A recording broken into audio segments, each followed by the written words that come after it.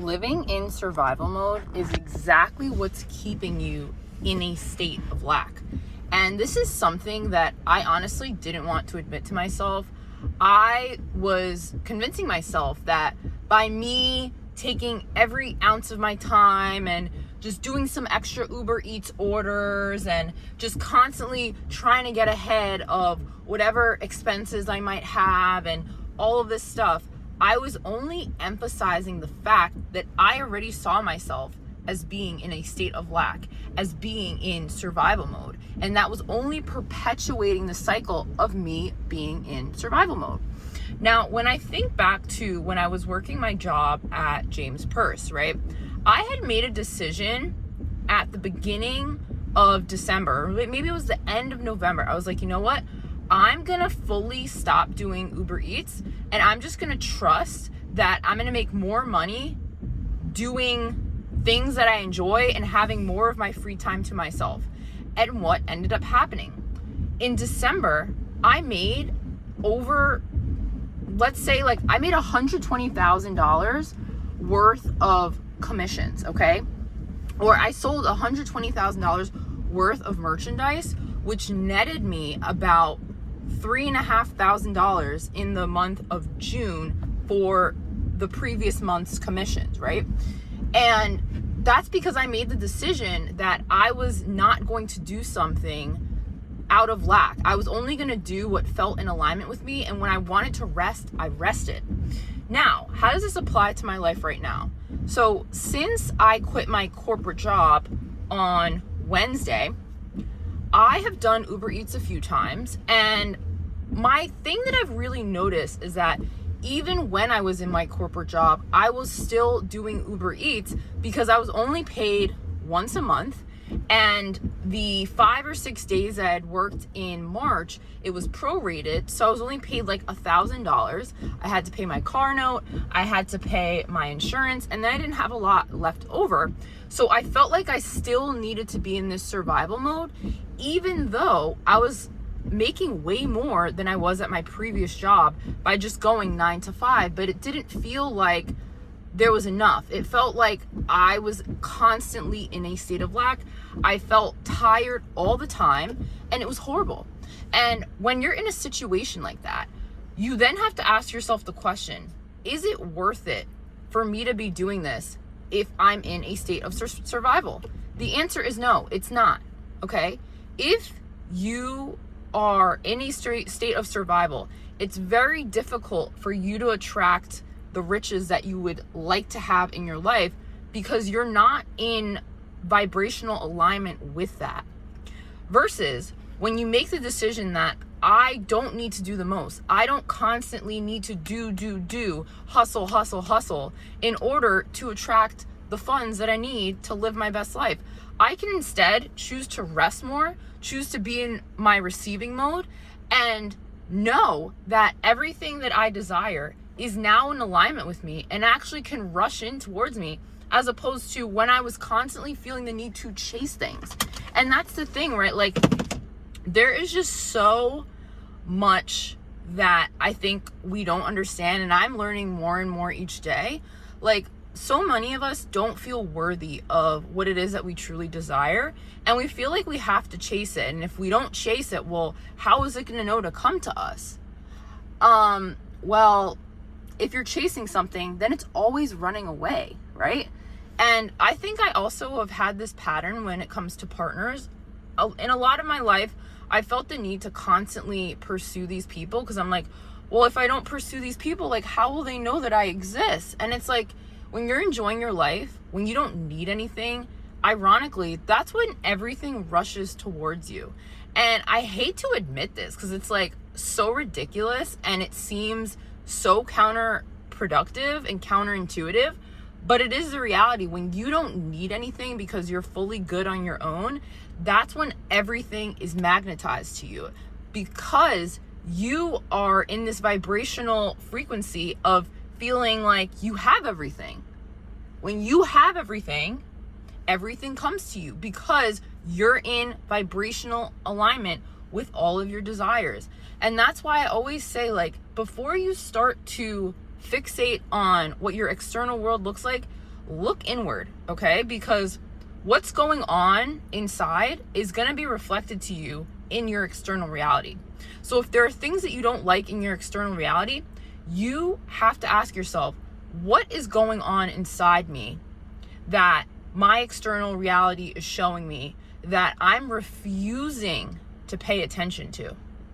And when you start to ask yourself that question, you will start to get answers, okay?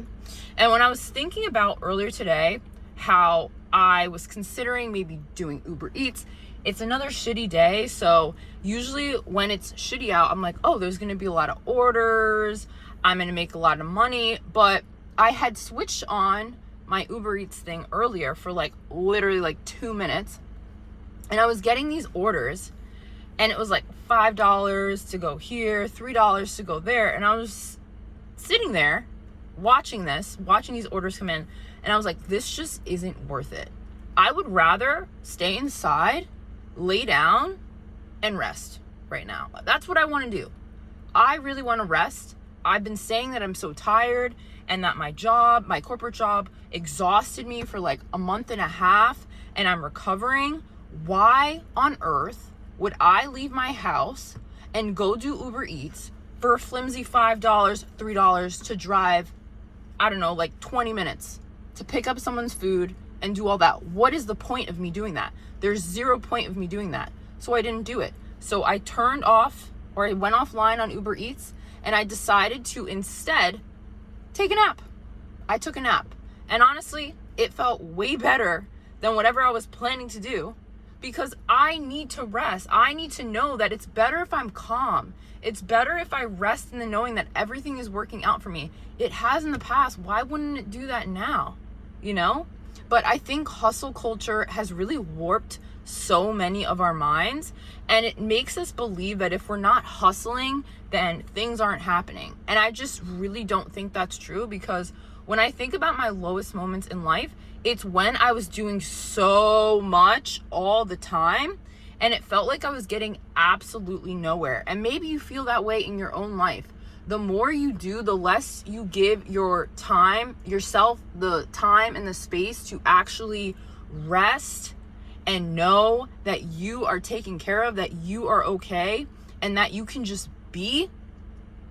Then it's like you're in this survival mode where you're waiting for the next shoe to drop and you don't know what's going to happen and you're not having faith that everything is working out for you. You're in this energy of feeling like if you don't go out and do something, how else is anything going to get done? How else is money going to appear in your life?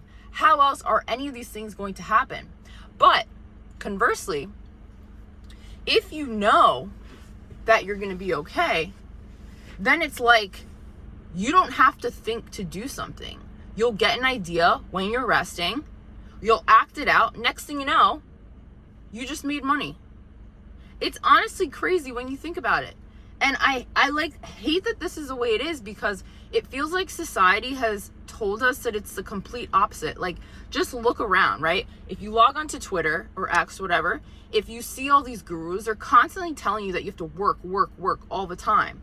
But I don't think that is really the case, because if you go to any of these gurus and whatever, they have other people who are working for them. They've created these ideas. They've created the container for themselves. They've believed that they are worthy of it. And then people help them to manifest their freaking vision. Okay? People who are in that mindset of feeling like they have to constantly work are the ones working for them. So if that's the real key, why wouldn't you do the same? Why wouldn't you try to adopt that same energetic frequency as them? Just look at a Jeff Bezos, for example. Jeff Bezos isn't the one working in the Amazon factory. Jeff Bezos isn't the one who's coding, 10 hours a day at an Amazon corporate office. He is chilling. He's literally thinking of ideas. He has a team and he's resting in the knowing that it's all getting done, that it's all working together for him. Okay? Once people get to a certain level in society, they don't work more, they actually work less. And it's like, once you start to shift this in your mind, I feel like it'll start to change everything for you. Like, I had a moment yesterday where I was recognizing how much money there really is in the world. Like, money is truly an infinite resource. When I say infinite, I mean crazy infinite. So where I was just working, right, a lot of the types of companies that we were dealing with was private equity, right? So private equity contains a lot of different subdivisions, right? So there's venture capital, there's just like there's hedge funds, there's asset investment funds and firms, there's fund managers. Like, there's so many different aspects when it comes to private equity. And a lot of private equity is literally like money being made out of thin air. And the same thing could be said with the Fed, okay? They're printing money out the wazoo. Like, there's constantly money being printed, constantly new money that is being created every single day. Why shouldn't you get a piece of that? Like, money is literally made up. It literally does come from trees. Like, money is just like grown everywhere. It comes out of thin air. It's infinite. There is no limit to the amount of money in this world. I mean, just think about it. I think the debt's at like $25 trillion. It's just there. There's just infinite money that is there. And we're made to believe that things are scarce. It's simply not true. Like, I studied economics when I was in college, and economics is basically the study of scarcity of money. Like, literally, okay? And it's so crazy how some of these disciplines develop, and how when you learn these things, right, and you start to think about like constraints when it comes to the money supply and all this and all that, it really gets you to look at the world from a place of scarcity, when in all honesty, there's only abundance. Like, right now, I'm looking around me, all I see are trees, okay? I see a ton of parking spots that are not being used. I see a ton of trees everywhere, like literally everywhere, okay? I see grasses, I see plants, I see dirt. There's like infinite amounts of trees and dirt and grass. There's air everywhere. You know what I mean? Like, when you really start to get to the nitty gritty, I'm seeing rocks all along here. There's like so many rocks. I wouldn't even be able to count all the rocks that are here. If you go to the beach, you can't even count the amount of grains of sand that you see.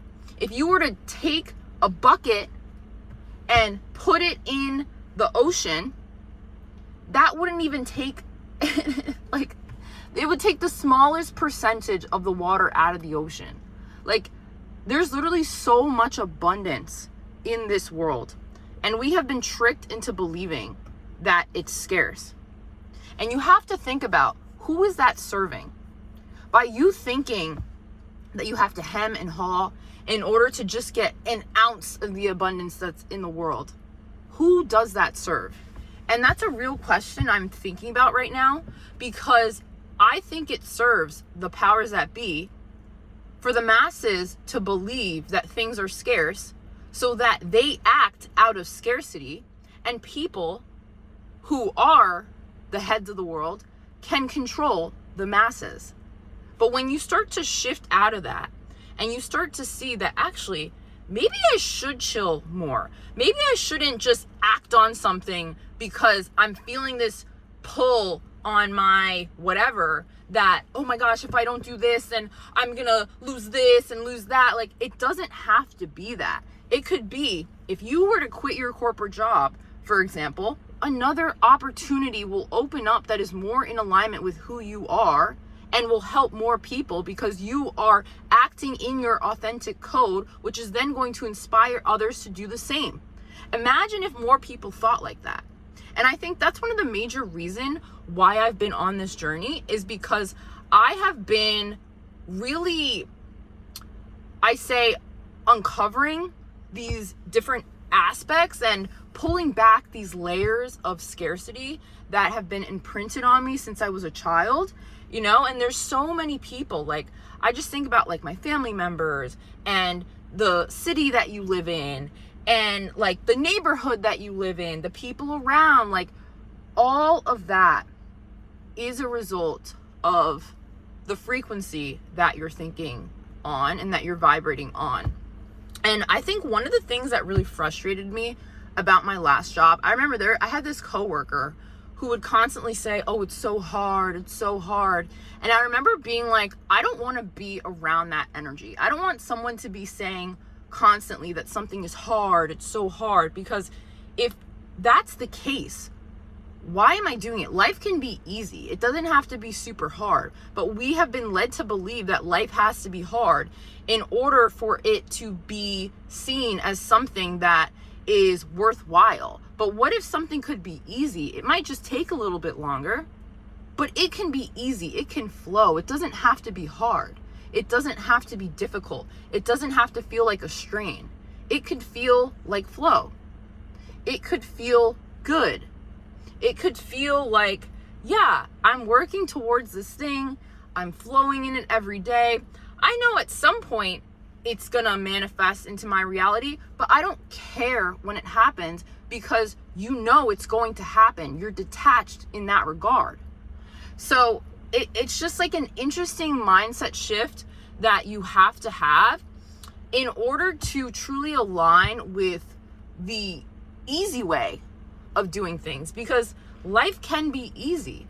It really can be easy. And I think, I don't know about you guys, but I've had moments where when things start to get easy, I get a little scared. I'm like, oh my gosh, like this is easy. This happened so easy. Like, is it going to go away? This should have been harder for me to get. But it's like, if you have that mindset, whatever ease comes into your life, you're going to somehow self-sabotage that and create a situation that you don't like, because deep down, you haven't healed the fact that you don't think you're worthy of things being easy in your life, because you've become so accustomed to things needing to be hard in order for you to feel like you deserve it. And I'm with you, bro. Like, this is something that I am dealing with right now. And I think this is a major reason why I decided to make this video today, because yeah, I'm not doing Uber Eats, but I do really enjoy doing these videos in my car for whatever reason. It feels like this is my safe space. I love my car so much. And this car is honestly a manifestation of my thoughts and beliefs, and me not pushing hard to get it, but just knowing that it was going to happen. Like, I think I'd made a video on this, but I think it was like, it happened all in a week, or maybe even like 3 days.